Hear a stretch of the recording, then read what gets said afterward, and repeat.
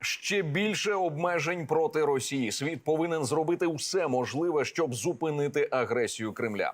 Про це ледь не в один голос заявили лідери 7 найрозвиненіших держав світу. Президенти та глави урядів країн Великої Сімки зібрались в Німеччині.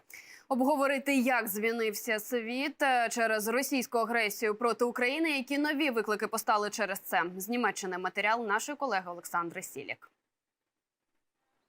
Сонячною погодою та мальовничими пейзажами Баварських Альп зустріла Німеччина високих іноземних гостей. Та поки президенти та очільники урядів крокували червоною доріжкою,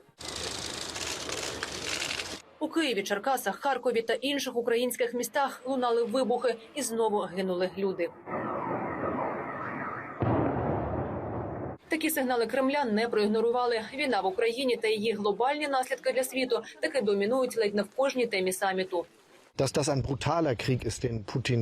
Те, що Путін веде жорстоку війну, ми зараз знову переконалися з ракетними обстрілами будинків у Києві. Це свідчить про те, що це правильно, що об'єдналися та підтримуємо українців у захисті своєї країни, їхньої демократії, їхньої свободи самовизначення. Як зупинити Путіна, який розв'язав криваву війну в Україні, обговорив президент США Джо Байден із німецьким канцлером Олафом Шольцом віч-навіч. Очільник Білого дому зосередився на тісному партнерстві з Німеччиною, підтримці України. Також Велика Сімка має вирішити, чи погодиться на пропозицію США встановити обмеження ціни на російську нафту, а ще заборонити імпорт російського золота. Підтримати такий болючий для Кремля крок у межах нових санкцій вже готові Канада, Велика Британія та Японія, адже золото становить вагому частку російського експорту. Лише торік агресорка заробила на ньому близько 15 мільярдів доларів. Ухвалити рішення можуть вже у вівторок за підсумками саміту, повідомляють ЗМІ з посиланням на джерела. Утім, все ще вагається Євросоюз. Мовляв, спершу треба ретельно вивчити питання та оцінити наслідки для самої Європи. Утім, нині для підтримки України лише санкцій замало, зважаючи на масовані ракетні обстріли, наголосив напередодні президент Володимир Зеленський. Він долучиться до саміту у понеділок. Наполягає, потрібна реальна збройна допомога. Санкційних пакетів проти Росії недостатньо.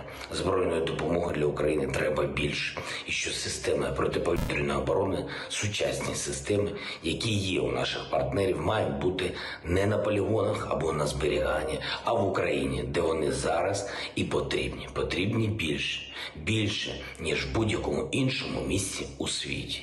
Підтримав збільшення фінансування на військову техніку для України до 2 мільярдів євро і президент Євроради Шарль Мішель. Він наголосив, в усіх західних країнах одна мета – вимкнути двигун у російської військової машини і не допустити масштабного голоду, до якого може призвести блокування Росією українських портів.